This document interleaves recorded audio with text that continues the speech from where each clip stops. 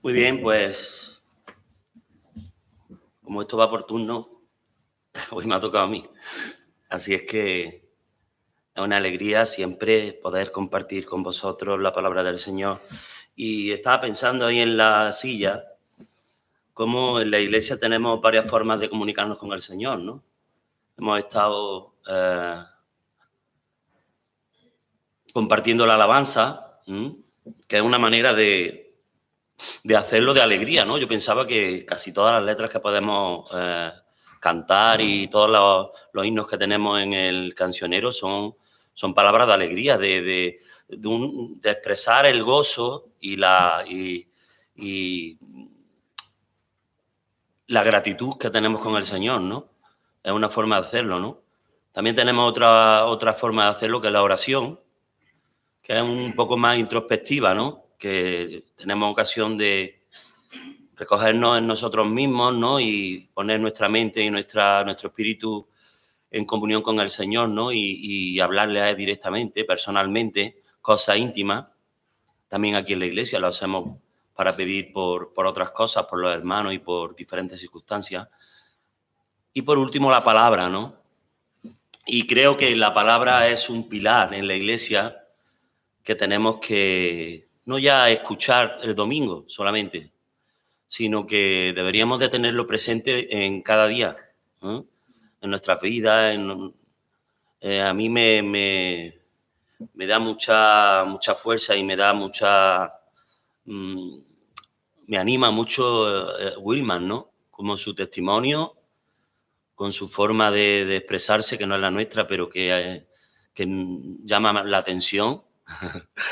Y que su contenido, ¿no? Como él busca al Señor desde primera hora, ¿no? Cuando él despierta y su primer pensamiento es para su Señor, ¿no?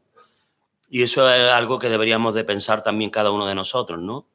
¿Cuál es nuestro primer pensamiento? ¿Una preocupación, un trabajo, un algo que tenemos que hacer o darle gracias al Señor porque nos ha permitido un día más estar delante de su presencia y poder vivir, ¿no? Con su consentimiento, ¿no? Y vamos a hacer uso de esta forma que tenemos también de recibir la palabra del Señor, ¿no?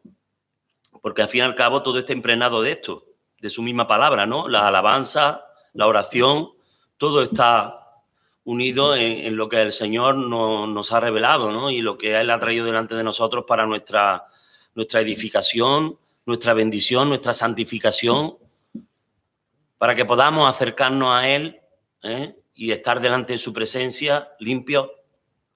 No en una limpieza absoluta, ¿no? Porque sabemos que no somos perfectos ni lo vamos a hacer en este mundo, pero el Señor ve los corazones y sabe cuáles son sus intenciones y sabe cuál es nuestro pensamiento íntimo. Y se agrada de que sus hijos lo busquen con sencillez y con gratitud, ¿no? Y quería que siguiéramos por donde ya sabemos que, bueno, ya sabéis que estamos viendo la vida de Elías. Llevamos ya casi con estas 6 predicaciones de Elías. Yo pensaba que iban a hacer menos, pero resulta que van a ser más de 6. Y es, en un principio, surgió de una idea de un libro, de una serie de libros que tengo en casa, de personajes bíblicos, entre ellos Elías y otros, pero creo que se me ha ido un poco de las manos ya, ¿no? Porque cuando vas viendo cosas de la palabra del Señor, ¿no? Cuando te sumerges en su contenido, pues el Señor te va abriendo la mente, ¿no? Te va llevando por diferentes sendas que tú al principio no conocías, ¿no? Y es maravilloso, ¿no? Cómo podemos relacionar unos textos con otros, cómo cuando yo leo alguna cosa me viene enseguida un pensamiento que está íntimamente relacionado con en otra parte de la Biblia, ¿no? Y así es, ¿no? La palabra de Dios sabemos que es viva y eficaz, ¿eh? Y que tiene poder, que es como espada de 2 filos, cortante, que escudriña, que penetra, que discierne los pensamientos y las intenciones del corazón. Y por eso es importante que seamos también maestros en la palabra del Señor, cada uno cada uno de nuestros corazones, debemos de ser expertos en conocer al Señor y en su palabra, ¿no? Acordaros lo que el consejo que Dios le dio a Josué cuando tenía delante de sí esa obra tan inmensa de conducir al pueblo de Israel dentro de la tierra prometida, ¿no? Cuando él se quedó solo, cuando Moisés ya había sido llevado con el Señor, ¿no? Y la palabra del Señor para Josué fue esa, que de día y de noche buscara en la palabra que ya Moisés había dejado escrita, en la búsqueda del conocimiento que el Señor había dejado plasmado en esa ley y en esos escritos para que él tuviera victoria. Y así fue. Podemos ver cómo hay mucha victoria también en la palabra de Dios, ¿no? Como cuando el ser humano se acerca a Dios y lo obedece, lo sigue y cumple con sus mandamientos, normalmente estos son victorias. Aunque luego el fin de cada uno sea de alguna manera u otra, ¿no? Pero eso no cuenta para el Señor. El Señor tiene preparado para cada uno de nosotros un propósito, ¿no? Y vamos a entrar ya, porque si no se nos va a ir un poco el tiempo. Ya como vimos en la anterior predicación sobre Elías, lo dejamos en el monte Horeb, cuando ya el Señor se había manifestado delante de él con 3 manifestaciones, más bien 3 que 4, manifestaciones importantes.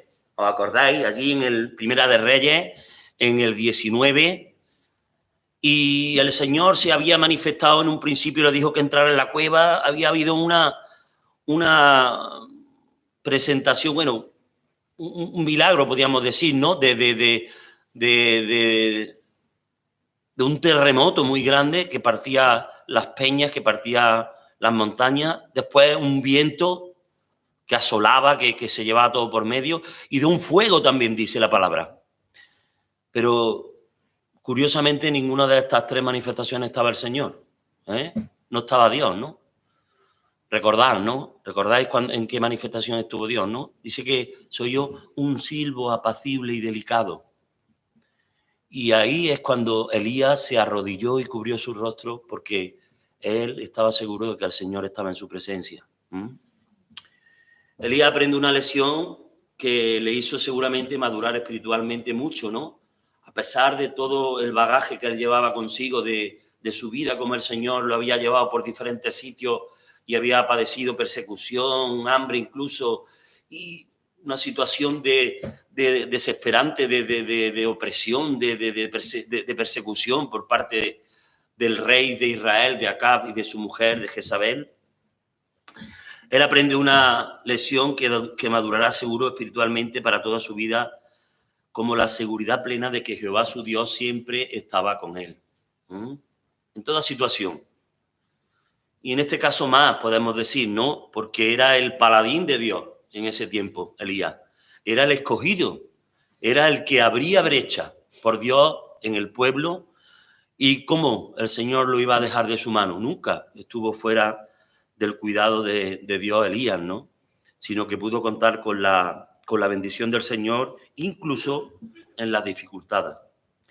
Ahora se abre una nueva etapa delante del Señor, ¿no? Elías recibe unas instrucciones precisas en cuanto al futuro del país, tanto políticamente como espiritualmente, por medio de los nombramientos de 2 futuros reyes y también de su sucesor, algo también muy importante, ¿no?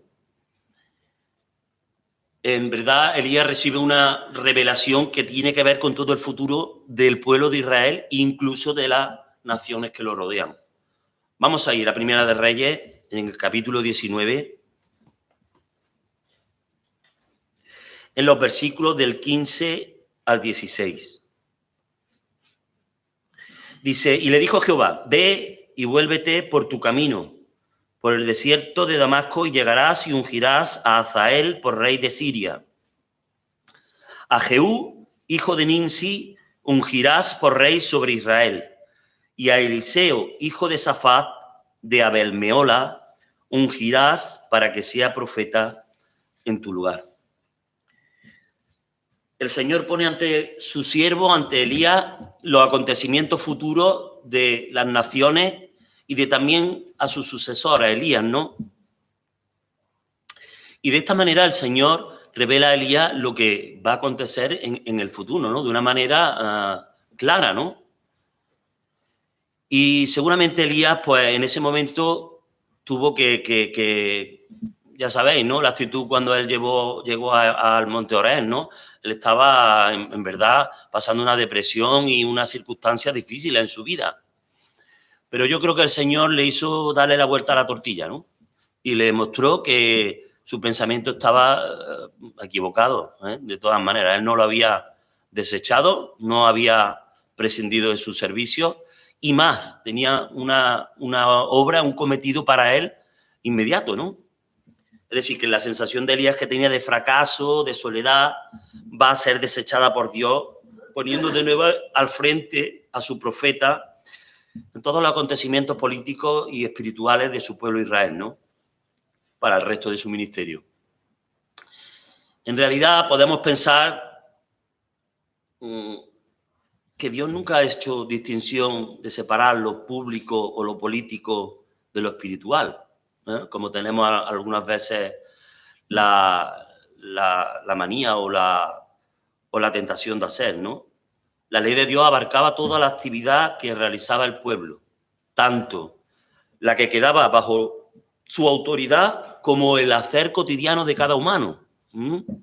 Su ley había sido dada a Moisés para que estuviera incluida, o más bien el hombre estuviera incluido dentro de su ley en cada circunstancia y acontecimiento que pudiera suceder en su vida, ¿no?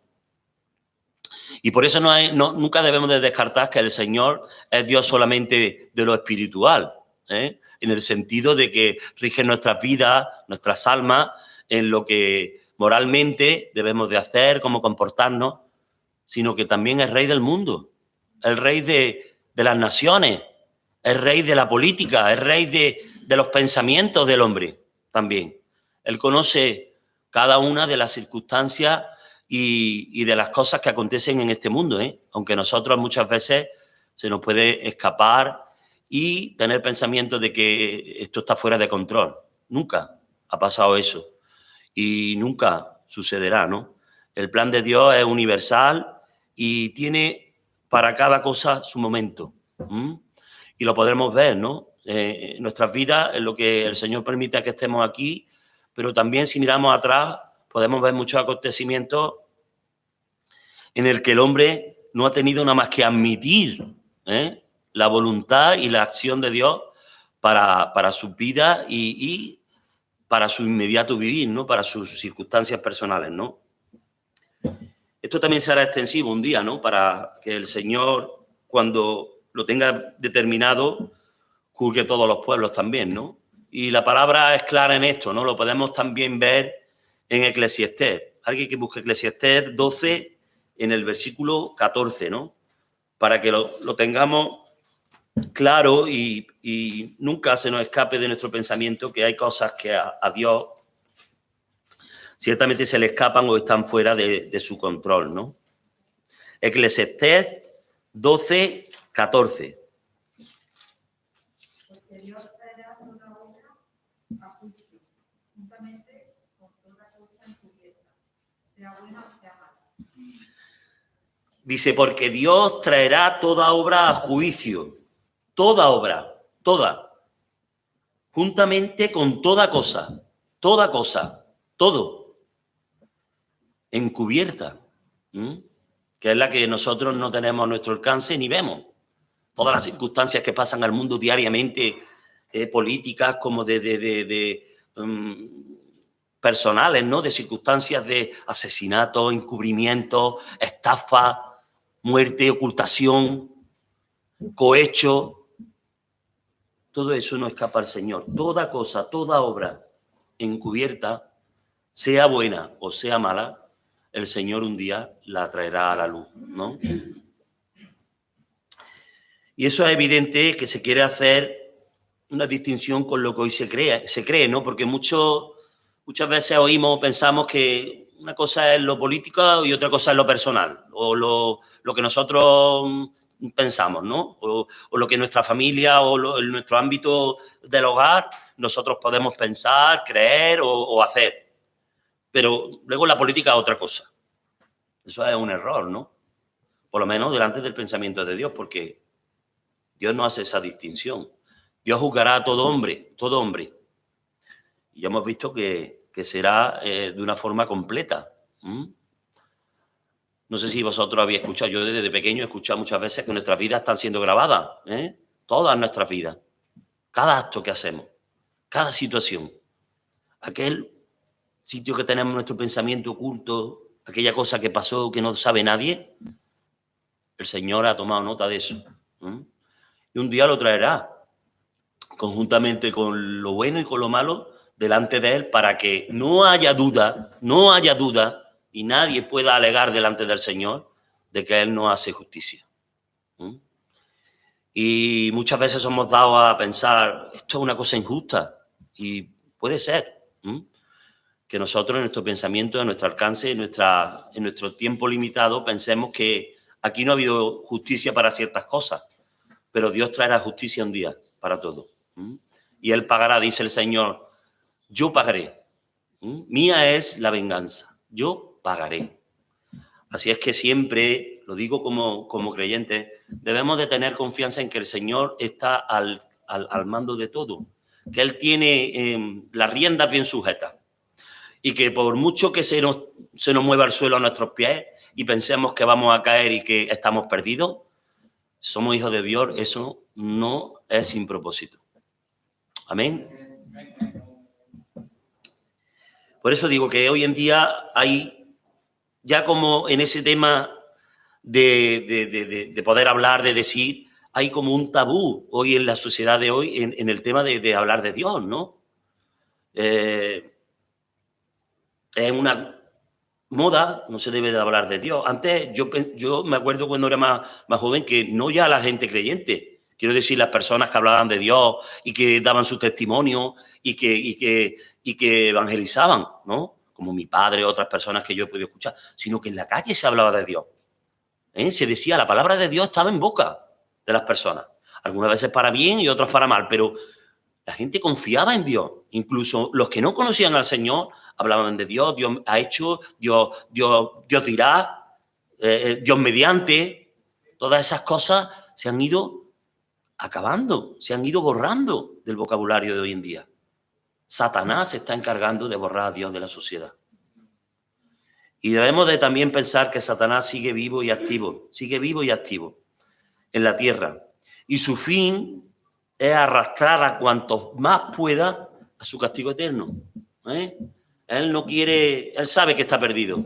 Satanás no es un iluso, ni un ignorante, ni un loco. No. Él sabe que está perdido, tiene sus días contados, pero tiene días todavía. Y él quiere arrastrar a cuantos más mejor a su castigo eterno, ¿no? Y ya vemos como el caso de Elías, que siempre ha existido tiempos de persecución, de oposición, ¿no? Como el que Elías vemos palpablemente que sufría, ¿no? Él llegó a pensar que estaba solo en todo el pueblo de Israel, ¿no? Todo un pueblo entero y él un único siervo de Dios. Estaba equivocado en realidad, ¿no? Pero su sensación era de que esto está todo perdido, por eso se fue a orar, para tirar la toalla y decir, Señor, llévame con mis padres porque esto aquí ya no hay quien lo arregle. La situación estaba desbordada.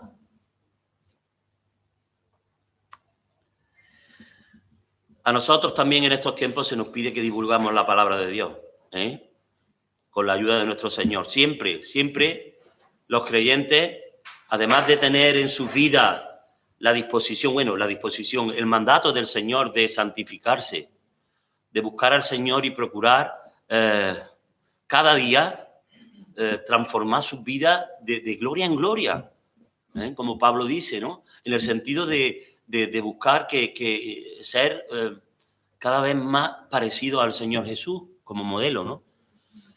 Y también tenemos otro mandato del Señor que bien sabemos que es de predicar su palabra, ¿no? El de dar sus buenas nuevas. Para las dos cosas necesitamos la ayuda del Señor. No somos autónomos ni somos autosuficientes para hacer eso, ¿no? Pero una cosa importante en cada uno de nosotros, lo tenemos que desear.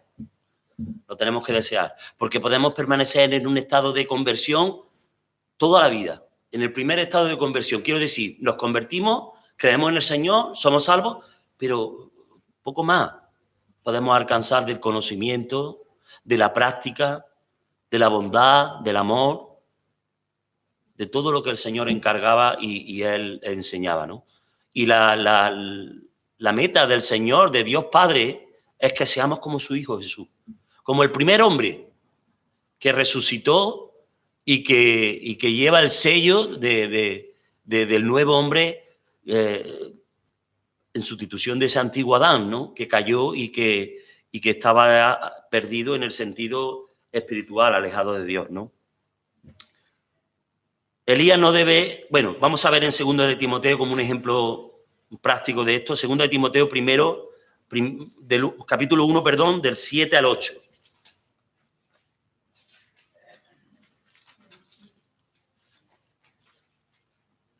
Primera de Timoteo,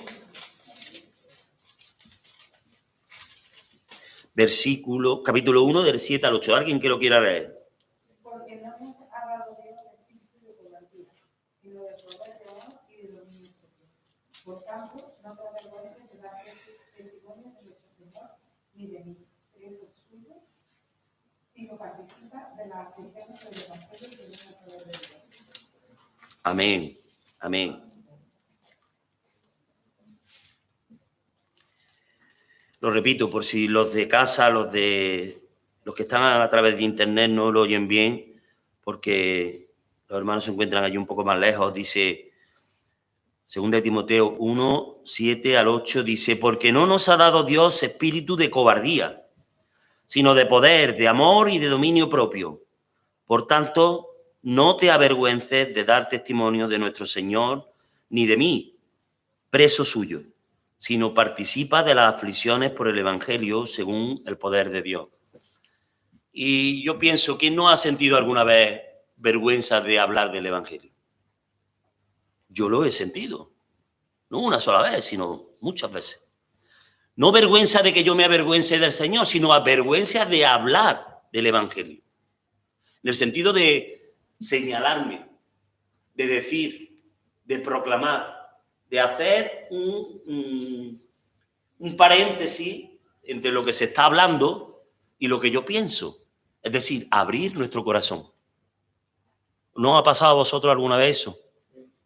Hay gente que de verdad, hay creyentes, que yo es una cosa que también admiro mucho, que son dados al Evangelio. Son personas dadas al Evangelio, que tienen una forma natural de compartir la palabra del Señor, de predicar, de anunciar a su Hijo. Por ejemplo, nuestra hermana Teresa. Todos sabemos que Teresa tiene esa forma de ser, ¿no? Y eso es un don de Dios. Es un don de Dios. Como tantos otros dones que el Señor reparte, ¿no? Pero debemos aspirar siempre, si no de esa manera tan espontánea, procurar en cualquier momento que se nos ofrezca la oportunidad de hablar del Señor y de proclamar su salvación. Porque tal vez esa persona que nos está escuchando sea la única ocasión que tenga de acercarse al Señor. Lo sabemos, ¿no? El Señor puede procurar varias veces más, pero tal vez sea la única vez que el Señor le dé la oportunidad por cualquier razón, no sabemos, para escuchar su palabra, ¿no? Así es que debemos también ser constantes en eso delante del Señor. Y Elías, cuando sale de la presencia del Señor, el Señor le ha dado también un nuevo enfoque, ¿no? a su ministerio.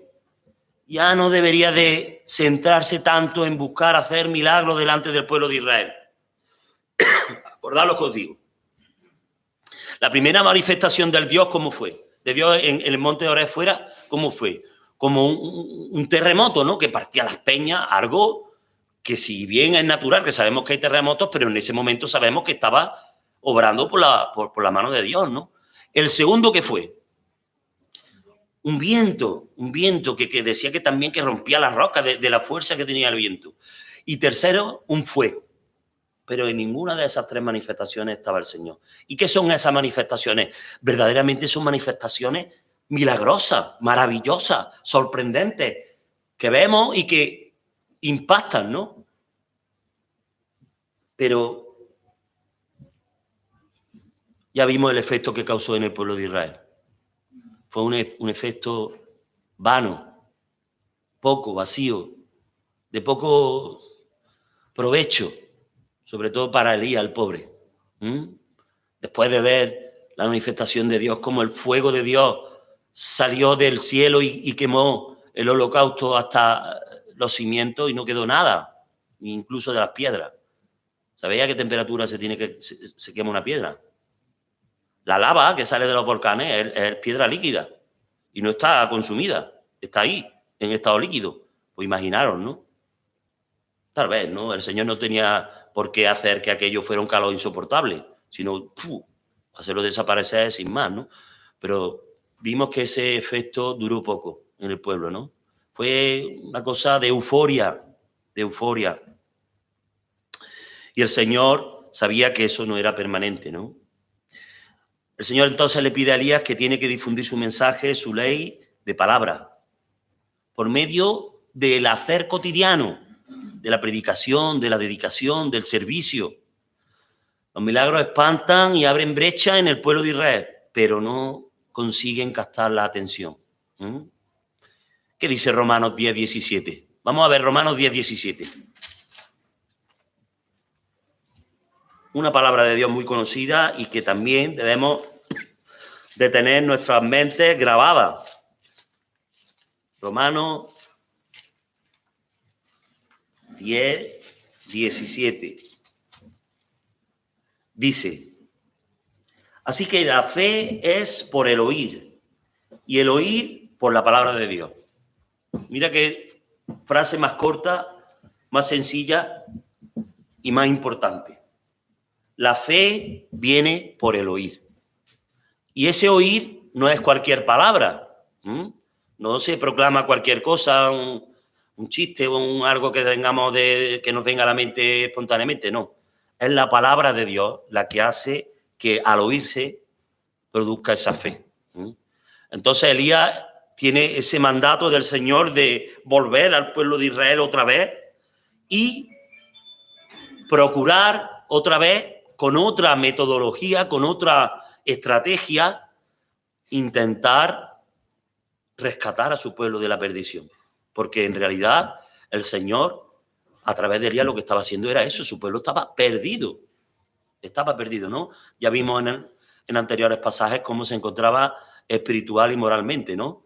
Era un pueblo corrompido, era un pueblo idólatra, era un pueblo inducido por una asesina desde el poder, con un rey petulante, manipulable, débil.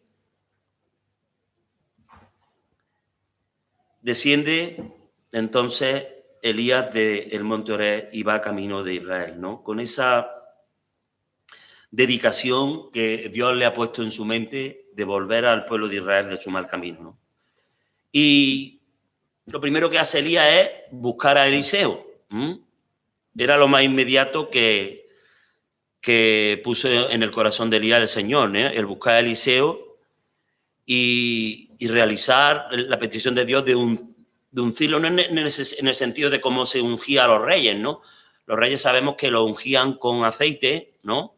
Que derramaban un poco de aceite sobre sus cabezas y eran ungidos así por mandato del Señor, y también a sus profetas, ¿eh? Había profetas, acordados de Aarón y de cómo fueron ungidos por la palabra del Señor a través del aceite. Pero en este caso se va a producir de otra manera, ¿no?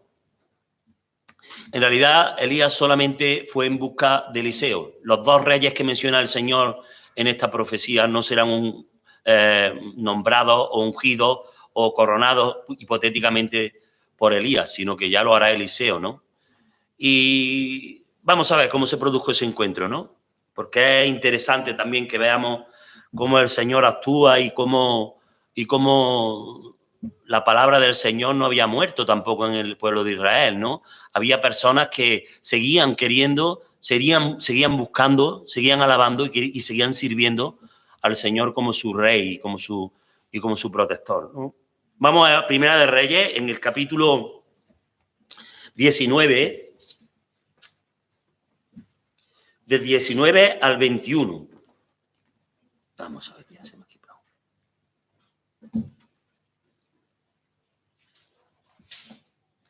Primera de Reyes 19, del 19 al 21. Dice, llamamiento de Eliseo, vemos en negrita el encabezamiento. Dice, partiendo él de allí, halló a Eliseo, hijo de Safat, que araba con 12 yuntas delante de sí. Y él tenía la última, Eliseo. Y pasando Elías por delante de él, echó sobre él su manto. Entonces, dejando él los bueyes, vino corriendo en pos de Elías y dijo, te ruego que me dejes besar a mi padre y a mi madre y luego te seguiré. Y él le dijo, ve, vuelve, ¿qué te he hecho yo? Y se volvió y tomó un par de bueyes y los mató, y con el arado de los bueyes coció la carne y la dio al pueblo para que comiesen. Después se levantó y fue tras Elías y le servía. Entonces, ¿qué vemos aquí? Pues vemos primeramente que Elías encuentra a Eliseo labrando. Este hombre vivía en una zona de Israel. Dice aquí que es de, cuando el Señor hace la profecía, de Abel-Mehola. Abel-Mehola. Hay muchos textos del Antiguo Testamento, sobre todo de Reyes, de Jueces, de Samuel, que se han perdido. Se han perdido inevitablemente en lo que era la geografía de Israel, porque han desaparecido las aldeas, han desaparecido los pueblos, o porque han sido sustituidos por otros nombres.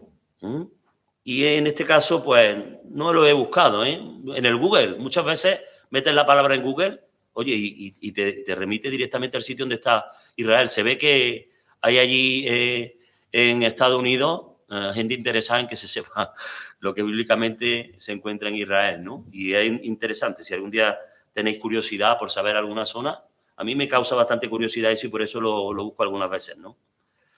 Muy bien, pues vemos a Eliseo arando con una yunta de bueyes. Una yunta de bueyes, no sé si sabéis, sobre todo los jóvenes, no sé si saben lo que son una yunta de bueyes. Una yunta de bueyes son dos bueyes unidos por un yugo. Un yugo es una forma de madera, normalmente aquí en España se ha utilizado muchas veces también.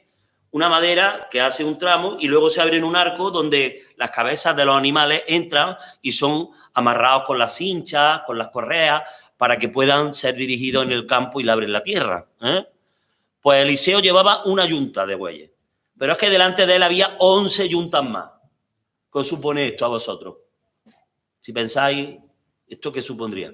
Pues que debía de ser un hombre adinerado, una persona que tenía 24 bueyes para arar el campo, sin saber aparte lo que tendría de más, con sus siervos, jornaleros, gente contratada o siervos suyos que araban delante de él. Era una persona que verdaderamente tenía un poder económico en ese tiempo importante. Eran gente que estaban bien, como decimos nosotros. Esta gente está bien, ¿no? Pues ellos estaban bien. Debían de tener también una extensión de terreno grande para poder labrar con 24 bueyes, con 12 yuntas de bueyes, para que eso fuera posible, labrarlo, porque un buey durante un día puede labrar un trozo de tierra considerable. Pues imaginaros 12 yuntas de bueyes, ¿no? Normalmente en este tiempo, o casi siempre, y pensando que los que araban eran los bueyes, el campo que se araba era para cereal, seguramente, para trigo, para cebada, para el uso humano y también para el alimento de los animales, ¿no? Verdaderamente debería de ser un campo extenso para necesitar de esa ganadería, ¿no? Para que se pudiera labrar, para que se pudiera acondicionar y sembrar para el cereal, ¿no? Y dice que Elías pasa al lado del hijo de Safat, es decir, que Eliseo estaba labrando y Elías pasa y coge, se quita su manto y se lo echa encima. Y esto en ese tiempo era una cosa simbólica. Vamos a ver más, si Dios permite, más adelante, el poder del manto de Elías. El poder del manto de Elías. Lo que el manto de Elías, a través del poder de Dios, por supuesto, hizo en manos de Elías y luego de Eliseo también. Se actuaba así porque el manto significaba que formaba parte de la persona. Era algo íntimo de la persona, formaba parte de su ser, era una ropa, allí no había un cambio de ropas como nosotros tenemos en este tiempo. Se podía cambiar las personas la ropa interior, pero luego lo de fuera era siempre normalmente un manto que se protegía del frío, que servía de abrigo, que vestía, y cada persona que pudiera pues llevaba un manto, ¿no? Pero a lo mejor el manto ese lo conservaban pues casi prácticamente toda su vida, ¿no? Si no tenían algún problema que se estropeara y no se pudiera arreglar, ¿no? Pues sí, por este manto el profeta estaba simbolizando el poder de Dios de su mandato, que echaba encima de los hombros de Eliseo, y consagraba como futuro profeta cuando Elías terminase o el Señor lo llevase o su ministerio acabase, ¿no? Me viene a la mente, fue un flash, que acordarme del manto del Señor. Me acordé inmediatamente del manto del Señor. Fue casi una imagen. ¿Os acordáis, no? El manto del Señor. Un manto que el Señor recibió como un regalo. Dicen que fue como un regalo, ¿no? De alguien que en verdad también tenía un poder adquisitivo alto, porque era un manto de una sola pieza. Es decir, que no estaba cosido en diferentes piezas formando el manto, sino que estaba confeccionado como una pieza entera, de todo, de un mismo tejido, de una misma hechura, ¿no? Y era un manto especial, ¿no? Primero porque lo llevaba el Señor, ¿no? Pero también tenía estas características especiales, ¿no? Y también recordaba cuál fue el fin de este manto, ¿no? Esto es por hacer un poco un paréntesis en lo que estamos viendo de Eliseo, ¿no? Cómo el Señor, cuando fue crucificado y en la tierra los soldados, era costumbre que cuando los soldados crucificaban a un reo, sus pertenencias fueran repartidas entre ellos, Como este hombre ya no lo iba a disfrutar, pues ellos hacían. Y en este caso, pues las pertenencias del Señor, sus otros vestidos fueron echados en suerte para ver a quién soldado le pertenecían. Perdón, echados en suerte no, repartidos. Pero en el manto del Señor no fue así. Todos lo querían, el manto del Señor. Seguro. Todos querían llevarse ese manto porque era un manto especial, ¿no? Y fue echado suerte sobre él, ¿no? Y la palabra del Señor, como siempre, es maravillosa. Vamos a ir a Salmo. Vamos a ver este acto que pasó casi 800, 900 años después de que se escribiera y que se hizo realidad en ese preciso momento, en la muerte y en el reparto de la vestimenta del Señor, ¿no? Salmo 22, 18.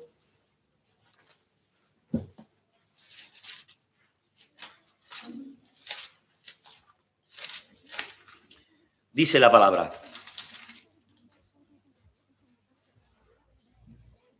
repartieron entre sí mis vestidos y sobre mi ropa echaron suerte.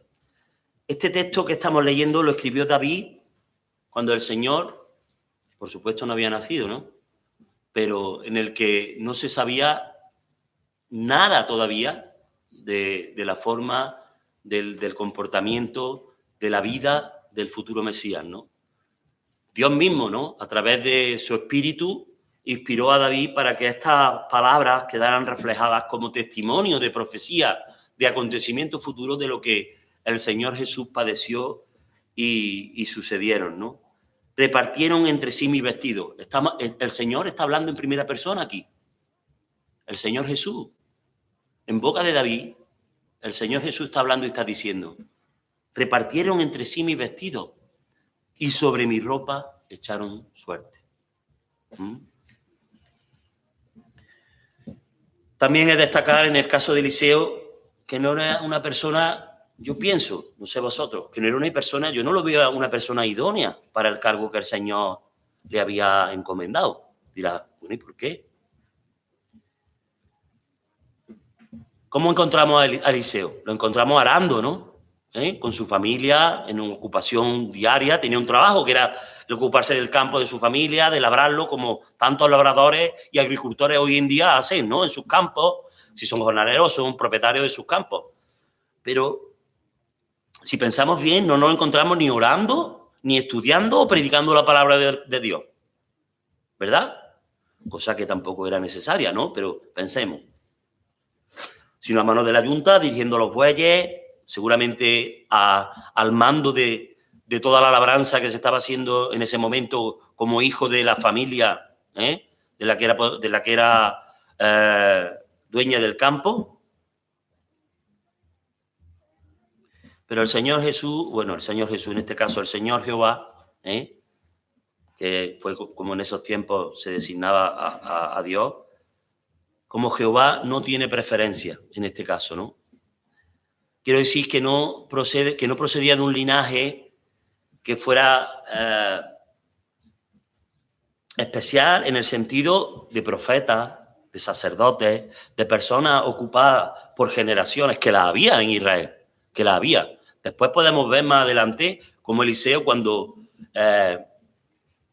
hace algunos de sus milagros, dice que estaba con la familia de los profetas y hubo hambre en ese tiempo y le dijo a Eliseo que hicieran una olla, fueran al campo, recogieran frutos en el campo y uno de los que recogieron algo venenoso. Y lo probaron y uno de ellos dice, hay veneno en esta olla, ¿no? Y como con harina, Eliseo pues sanó la olla y pudieron comer y tal, ¿no? Entonces, quiero decir que había en el pueblo de Israel no se había perdido las generaciones de personas que provenían de profetas, provenían de sacerdotes, porque había una línea, sobre todo en los sacerdotes, que era por orden de Dios. Los sacerdotes tenían que ser de la familia de Leví, y de generación en generación, ¿no? Pero el Señor en este caso, como vemos al profeta, no busca ninguna persona que esté relacionada directamente con el servicio ni del templo, ni del tabernáculo, ni lo que en ese momento había en el pueblo de Israel, sino que elige a Eliseo, sin referencia, sin saber la procedencia. Ni aquí tampoco nos la aclara, porque dice que era de tal sitio, era de una familia, y lo que nos da a entender es que tenía un cierto nivel, una posesión, ¿no? Pero no estaba vinculado al ministerio del Señor directamente en el momento de su elección, ¿no? Pero sin embargo, el mandato del Señor fue directo, fue preciso. Ve y unge a Eliseo, hijo de Safat, para que sea profeta en tu lugar. Nada más. Os da que pensar, ¿no? Yo creo que una vez más la elección del Señor no tiene nada que ver con nuestra mente, con nuestro pensamiento, con lo que nosotros podemos ver. La apariencia, la posesión, la sabiduría, la fuerza, la impresión que nos da de ser aparente o no, o que nosotros pensemos que está capacitado para este cargo. El Señor, como en tantas ocasiones, miraba el corazón. Miraba el corazón de aquel que Él elegía para su servicio. Y lo que se escondía en Él también, por supuesto, ¿no? Y como no, a mí siempre, pues, esto me traía otro pensamiento, ¿no? Pensaba en cómo el Señor había hecho en otras ocasiones también este tipo de elecciones, ¿no? ¿Cómo fue elegido David también? David fue elegido de una familia que no era familia, era de Judá, ¿no? Sí, pero ni tenía cargo real, ni estaba en el poder, ni era excesivamente rico, ni nada que supiéramos. Sabemos que David es descendiente de Boaz. ¿Os acordáis de Boaz? Boaz, el que se casó con Ruth, que de Boaz y de Ruth nació el padre que era de Isaí, el padre de David. Boaz. ¿De acuerdo? ¿Sabéis, no? Es decir, que había ahí había una intención también, ¿no? Que no es que se escapara de la línea pero era una línea oculta, en el sentido de que no era la línea oficial del pueblo de Israel en ese momento, ¿no? Porque ¿cuál fue la reacción incluso del padre? El padre no confiaba en que David iba a ser el elegido. ¿Por qué? Porque él había presentado lo mejor que tenía de su casa, que era su primer hijo, y los demás, que eran hombres hechos y derechos. Hombres preparados para la guerra, como podemos ver en el futuro inmediato, que fueron a ayudar al rey Saúl en una de las ocasiones que se enfrentaron con los filisteos, ¿no? Pero David era un niño. David era un niño y encima estaba al cargo de la tarea más simple y más sencilla que había en la casa, que era cuidar de las ovejas, ¿no? Pero ¿qué dice Dios de David? Vamos a verlo. Vamos a 2 de Samuel, en el capítulo 7.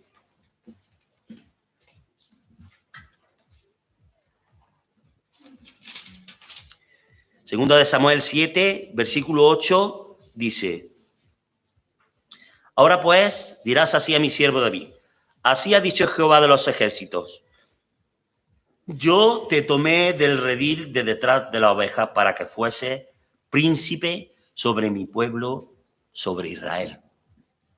El Señor lo sacó de detrás de la oveja, es decir, de una condición humilde, de un trabajo que podía desempeñar cualquiera. Bueno, según cómo, porque sabemos también que David era un tío valiente, que cuando se enfrentó, cuando había un león que rondara el rebaño de la oveja, él se enfrentaba a él y lo ahuyentaba y intentaba que se fuera. Igual que osos, dicen que había osos también en ese tiempo, ¿no? Qué maravilla, había en Israel cosas que ahora no existen. Ni hay leones, ni hay osos en Israel ahora. Sin embargo, aquello tendría que ser muy distinto a lo que hoy es, ¿no? Debía de haber bosques, debería de haber vegetación, humedades y agua en abundancia, porque si no, no se entiende mucho también, ¿no? El león estaba extendido por Asia Menor, casi por todos sitios, ¿eh? Los asirios y todo eso se veían en representaciones cazando a los leones con lanzas, ¿eh? Era un tipo de caza que había en aquel tiempo, ¿no?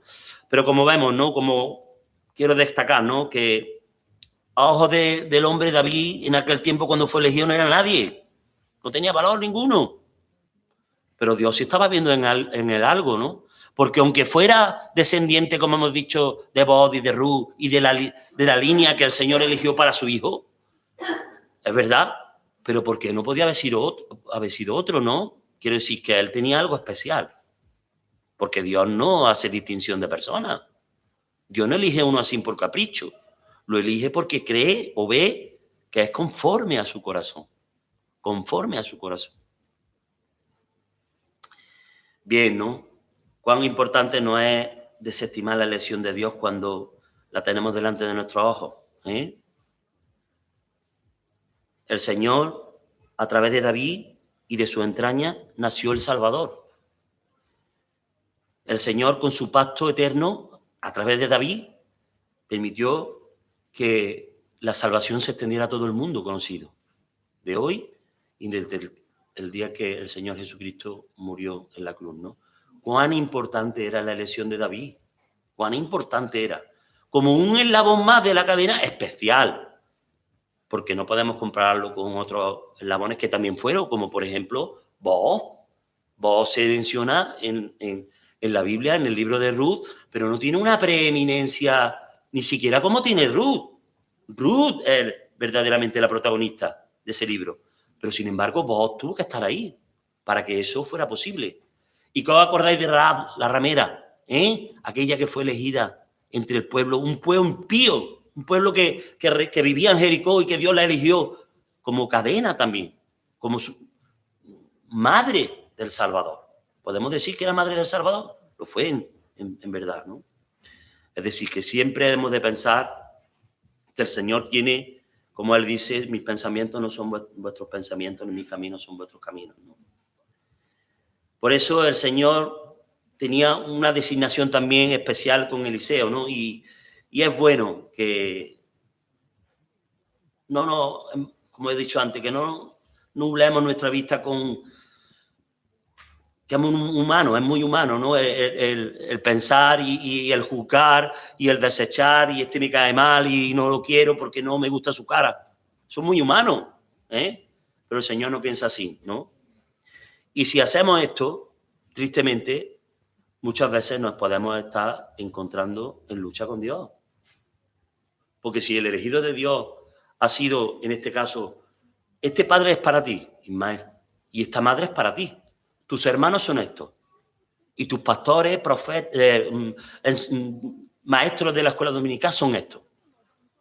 Pero si tú eres rebelde y no los quieres para ti, los que Dios te ha dado, con sus fallos, con sus problemas, con sus carencias, pero son los que Dios te ha dado. Y más siendo de la familia de Dios, hijo de Dios.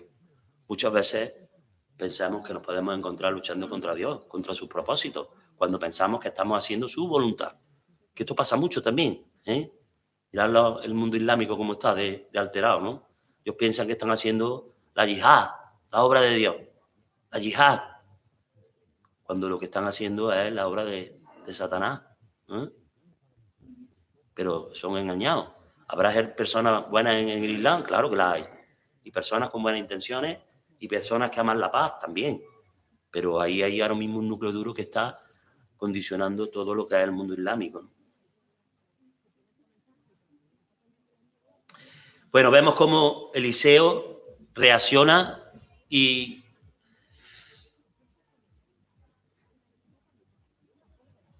la intención de Eliseo fue no salir de momento detrás de Elías, ¿eh? Como a lo mejor hubiera sido otra persona, no sé. Pero en su pensamiento no sabemos tampoco, claro, él tenía su personalidad, sabemos que Elías tenía una personalidad definida, ¿no? Y que tenía su forma de ser y era carismático. ¿Por qué? Porque actuó según como él vio. ¿Y qué pensó en su pensamiento? ¿Qué hizo? Pues se acercó a Elías y le dijo, Elías, espérate un momento porque quiero despedirme de mis padres, los quiero besar, y los quiero poner al tanto, supongo, porque en ese contexto podemos pensar que eso no pasó a lo mejor en 20 minutos, una hora. A lo mejor estuvo un par de días o tres allí Eliseo. Pues con todo lo que hizo, ¿qué hizo? Habló con sus padres, le dijo que había ido Elías a ungirlo, a escogerlo como siervo suyo, es decir, siervo de Dios, y que él pues estaba predispuesto, que estaba preparado para seguir a Elías. Coge 2 de los bueyes que tiene en su casa y los mata. Los mata, claro, si no, no había otra manera, porque los quiere cocinar. Él dice que los coció.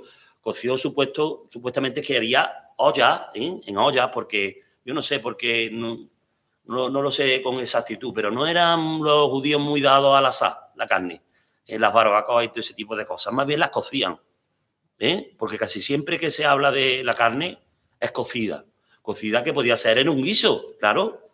Por supuesto que el cocer es hacer la carne en un guiso, ¿no?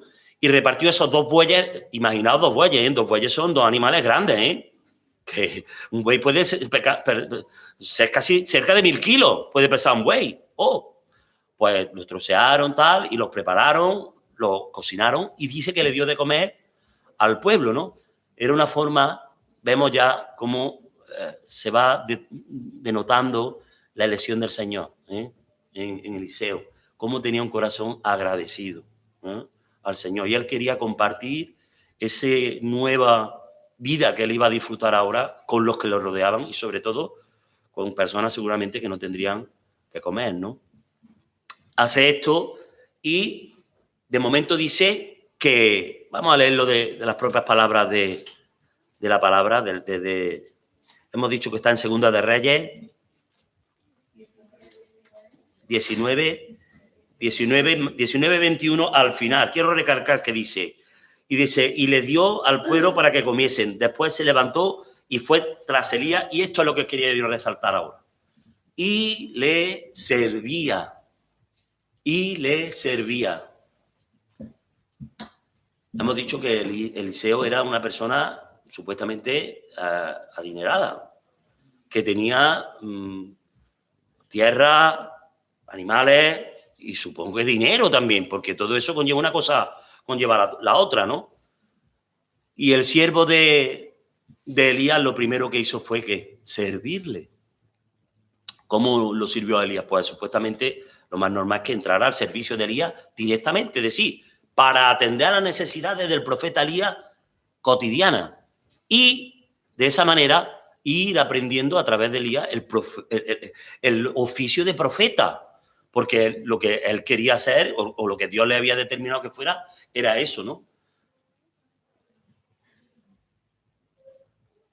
Por cierto que no eran tiempos buenos para hacerse profeta en ese tiempo, porque pensándolo bien, Eliseo, la verdad que la alegría de Eliseo era una alegría verdadera, ¿no? Pero era una alegría peligrosa. ¿Sabéis quién reina todavía en Israel en ese tiempo, no?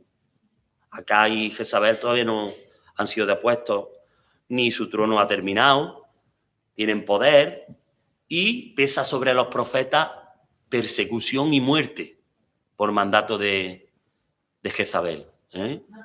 Entonces, había que tentarse la ropa un poco antes. Aquí estoy bien, ¿no? Para hacer esto. Porque lo que tenía preparado el futuro era problemas gordos. Pero Eliseo no considera, ni mucho menos, que eso fuera un motivo de dejar de ser o de servir al Señor, ¿no? Sino que siguió a Elías y le servía, ¿no? También vemos que no eran los dos únicos profetas que había en el pueblo de Israel. Estamos siempre hablando, en este caso, de Elías, de la parte norte de lo que es ahora el territorio de Israel. En la parte sur todavía existía el reino de Judá, un reino que fue mucho más longevo que el de Israel y que quiero decir que sus reyes, según la palabra, fueron más conforme al corazón también del Señor, ¿no? Israel fue un pueblo medio perdido casi desde el principio. Cuando Salomón murió y Roboam, su hijo, propició la división con la escisión de los dos reinos, Israel estaba casi condenado. Y ahí fueron casi todas las actuaciones del Señor hasta el final, que tuvo que llevarlos en deportación y desaparecieron, tristemente, porque luego los que volvieron ya no eran solamente israelitas, sabemos, ¿no? Los mezclaron con otros pueblos y ahí hubo una mezcla de religiones, de costumbres y de cosas, ¿no? Y quiero decir que el profeta Elías está centrado en lo que era el pueblo de Israel, porque había sido llamado como profeta para Israel, no para Judá. Judá tenía sus profetas, Judá tenía sus reyes.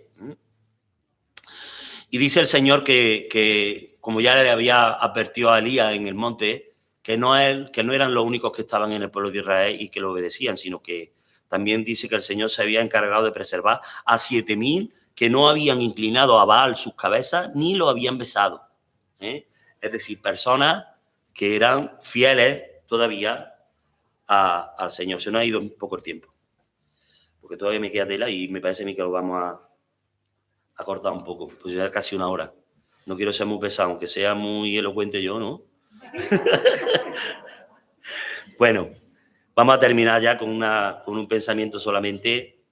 Es de resaltar, ¿no? Lo que Elías, bueno, más bien es que un poco Eliseo y Elías son muy parecidos. Eliseo, ¿no? La actitud que él tuvo cuando se unió a Elías en ese momento, ¿no? Me llamaba poderosamente la atención, ¿no? ¿Por qué? Porque dice que él servía. Una persona que estaba habituado a dar órdenes, a mandar, a disponer de dinero, de hacer, de tú quítate, tú ponte allí, ven tú aquí, haz esto, aquello. En ese momento se puso a los pies de Elías para servirlo, ¿no? Y yo creo que esto es una palabra y una enseñanza principal para cada uno de nosotros. Principal ciertamente, ¿eh? Sabemos que cuando vamos a desempeñar una labor y entramos a trabajar en algún sitio, normalmente nos vamos a ocupar el lugar de jefe, ¿no?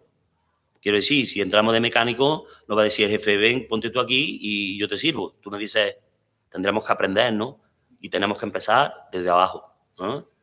Pero la actitud también es muy importante cuando esto se hace, ¿no?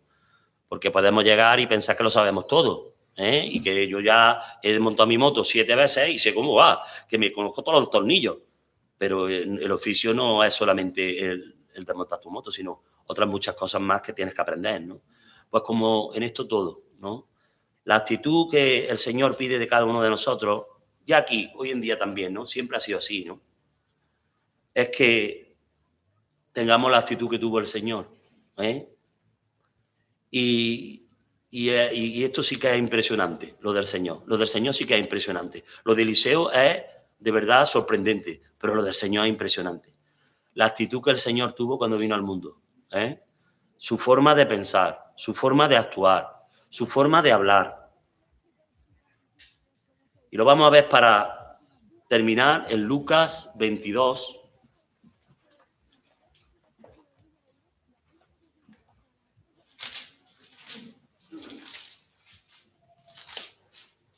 Lucas 22, desde el 25 al 27, estas palabras del Señor de verdad son para que las grabemos en nuestro corazón también, porque aunque somos personas que no somos como el Señor, por supuesto, pero también tenemos su espíritu dentro de nosotros.